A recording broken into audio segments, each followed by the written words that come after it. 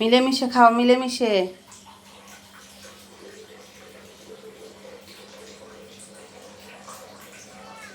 হ্যাঁ রাখি, খাওয়া দাওয়া করো। রাখি, খাওয়া দাওয়া করো। রাখি, হালকা হালকা মনে হচ্ছে গ্রামের বাড়িতে এখন তুষার পড়ছে। তুষার বলতে মানে কুয়াশা পড়ছে, কুয়াশা। গ্রামের বাড়িতে এখন সবাই খাতা, চাদর এইসব গায়ে দিয়ে ঘুমাচ্ছে, কিন্তু আমাদের ঢাকায় হচ্ছে আর কি গরম যাচ্ছে না আর কি। কিন্তু তারপরেও সকালের যে একটা আবহাওয়া, সকালের দিকে উঠলে মনে হয় যেন ঠান্ডা ঠান্ডা ভাব, মানে অঘ্রাণ মাসের একটা যে অনুভূতি, এটা আস্তে আস্তে মানে বোঝা যাচ্ছে যে অঘ্রাণ মাসের অনুভূতিটা মনে হচ্ছে আর কি। এরকম একটা শরীরেই একটা আভাস লাগে, মানে যখনকার যে ঋতুগুলো আসে সেগুলো হচ্ছে শরীরে একটা আভাস লাগে। ওই যে মানুষ বলে না আল্লাহর দেওয়া প্রকৃতি আছে, সেগুলোকে আসলে কেউ ডিনাই করতে পারে না। যেমন বোঝাই যায় যে কখন গরমকাল পড়বে তখন বোঝা যায়, কখন বৃষ্টি আসবে তখনও একটা আলাদা ওয়েদারের একটা টান থাকে, বোঝা যায়। আর যখন ভাদ্র মাস, আশ্বিন মাস, কাতি মাস যখন আসবে, মানে বাংলায় যেগুলো ভাদ্র, আশ্বিন, কাতি যেগুলো আসবে, সেগুলো থেকে আপনি একটা অনুভূতি পাবেন যে বাংলা মাসগুলো কখন আসে। আবার কেউ বলে যেমন ধরেন এই আপনার নভেম্বর, ডিসেম্বর, জানুয়ারি, ফেব্রুয়ারি, মার্চ, এপ্রিল, এইগুলো মাস অনেকে ইংলিশে বলে, অনেকে বাংলায় বলে। তবে বাংলার মাসগুলোর মধ্যে আমরা দিন শেষে একটা শান্তি খুঁজে পাই। বাংলায় বললে তখন একটা শান্তি খুঁজে পাই।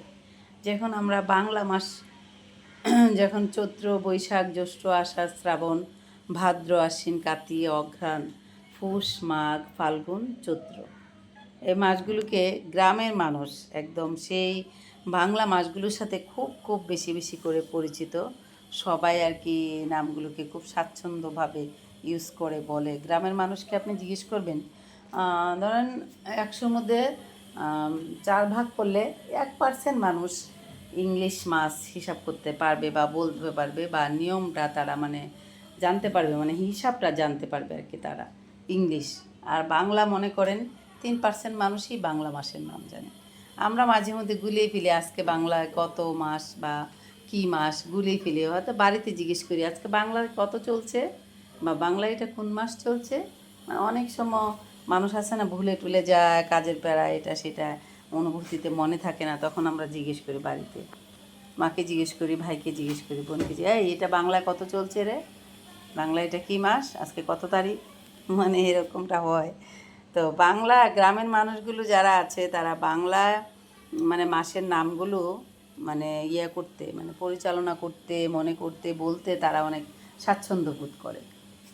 ওই যে বললাম না 100%-এর মধ্যে মানে 4 ভাগ করলে 1 ভাগ, 5% মানুষ আপনি মনে করেন যে এটা বলতে পারবে।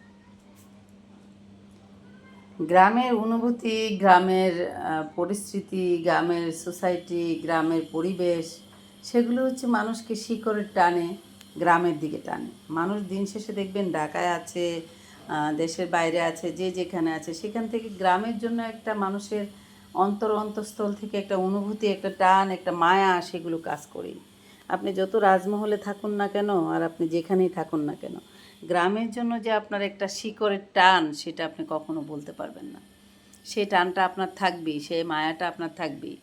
যে গ্রামে আপনি ছোটোকালে নদীতে সাঁতার করেছেন, যে গ্রামে আপনি মাঠে খেলা করেছেন, যে গ্রামের স্কুলে আপনি পড়াশোনা করেছেন, যে গ্রামের স্কুলে আপনি ছোটাছুটি করেছেন, খেলেছেন, হেঁটেছেন, বড় হয়েছেন, এই হচ্ছে কথা আর কি।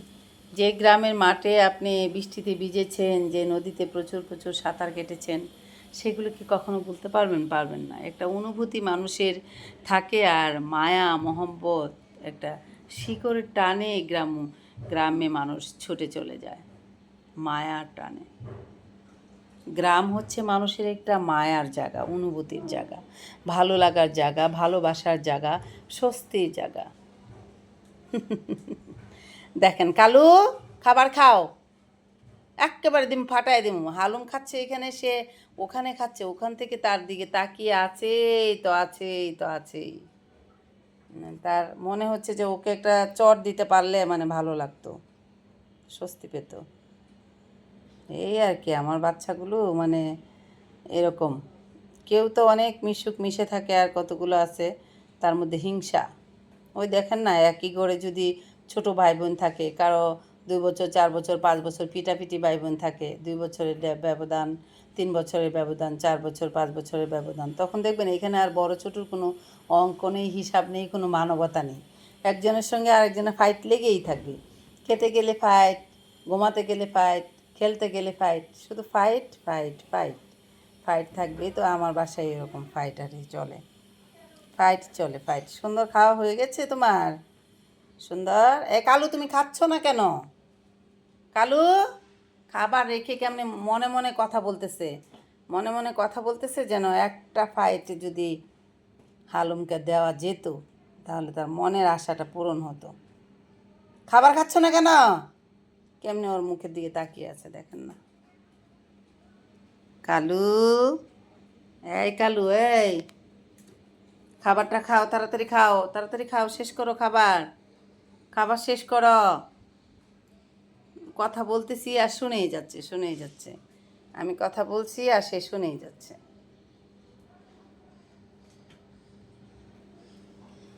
খাও খাও খাও, মানে খাও। এই মিনা, তোমার কি খাবার শেষ হয়ে গেছে? এই মিনা, তুমি কি আর খাবে না? মিনা, তুমি কি আর খাবে না নাকি?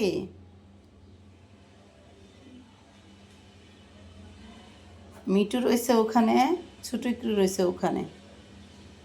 আসো তোমরা, তোমাদেরকে খাবার দিচ্ছি আমি। বিড়ালদের এটা একটা স্ট্যান্ডার্ড বসা।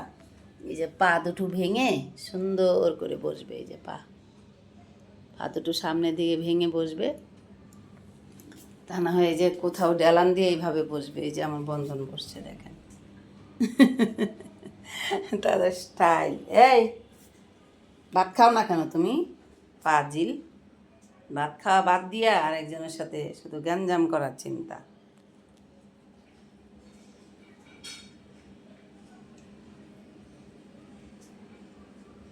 বসে গেছে এখন।